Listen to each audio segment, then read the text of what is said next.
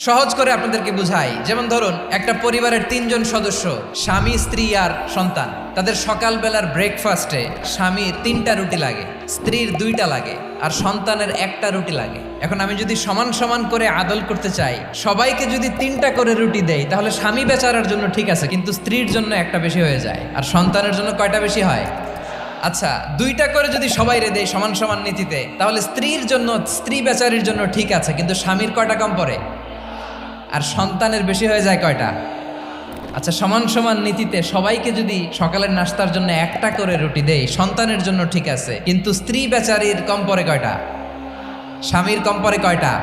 2টা। আর আমি যদি স্বামীকে দেই 3টা, স্ত্রীকে দেই 2টা, আর সন্তানকে দেই 1টা, তাহলে কারো অপচয় হবে না? যেখানে যার যতটুকু দরকার তাকে সেখানে ঠিক ততটুকু দিয়ে দেওয়ার নামই হচ্ছে আদল। আমরা বুঝতে পারলাম আল আদ শব্দের মানে হচ্ছে ইনসাফ।